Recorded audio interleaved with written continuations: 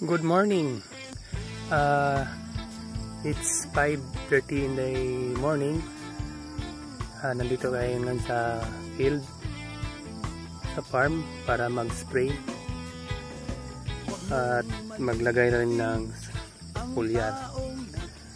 Ang tanim natin ay NK 6410 at saka Decalb 8899S.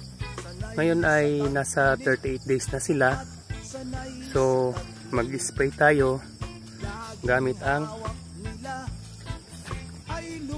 Harvest More para marami ang ani at saka Prebaton.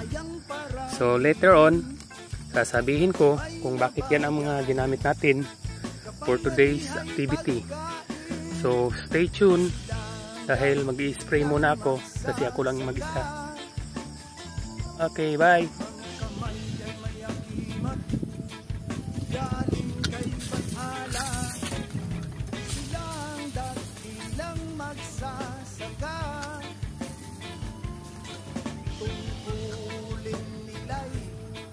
Pagkainin ng bansa.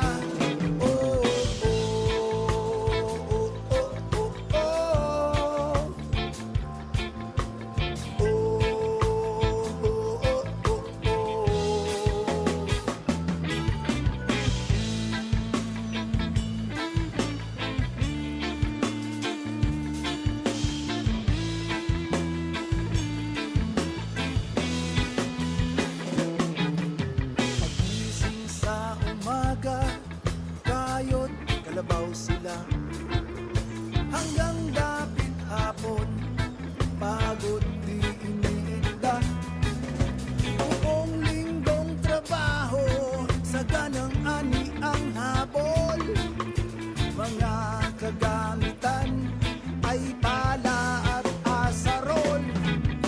Mga halaman, hayop ay kayang paramihin. Buhay na bayani, kapangyarihay pagkain. Sila ang dakilang magsasaka. Alright, kakatapos lang natin mag-spray. Sinabi ko kanina bakit ko ginamit itong mga produktong ito, itong Harvest More at saka Prebaton. Uunahin natin ang Harvest More. Sabi sa general information, Harvest More is a line of dry soluble fertilizer that rapidly dissolve in your tank to meet nutritional requirements of your plant. It is available in the number of formulas to meet almost any needs of the plant and can be applied as foliar spray or through irrigation, fertigation.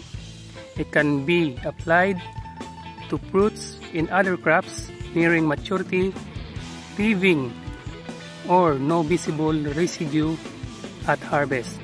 Harvest More is formulated to be compatible with most common pesticide and fungicide. It is uniform in analysis, with every drop containing the same analysis.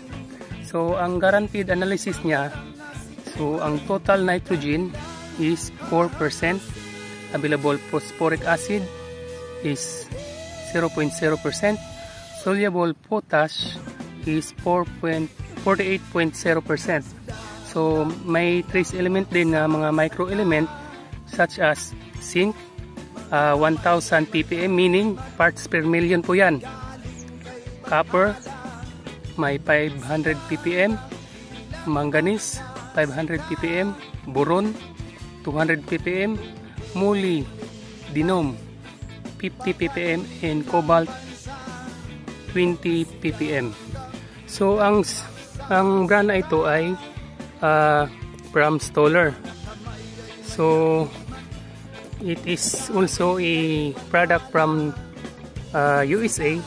As you can see to the product label, a product of Stoller International Incorporated, 9090 Cathy Freeway, Suite 400, Houston, Texas 7702 USA. So, nakaka-interesado tayo na maganda ang epekto nito kasi nga imported from US. So, punta tayo sa ating tanim. Ngayon ay nasa 38 days na yata ang ating tanim. Kaya natin ginamit ang Harvest More na fertilizer kasi it is more on potassium. So, at this very stage, ang ating mais na 38 days ay nasa reproductive stage na.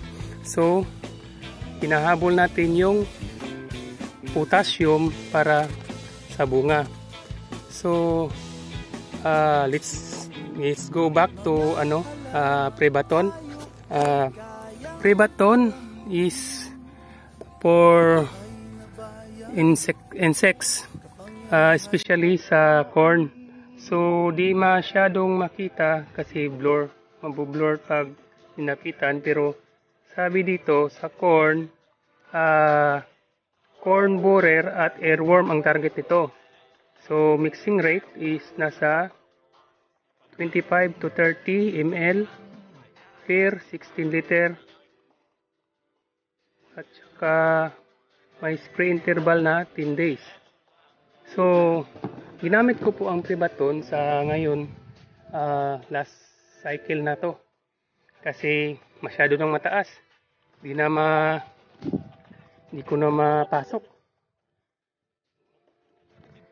Ginamit natin kasi naghahabol tayo kaya dito para ma-control natin yung mga fall army worm na natira pa. So, by percentage naman, siguro nasa less than 1% lang ang mga affected. Pero di ko po hinahayaan na maka-gain sila ng strength.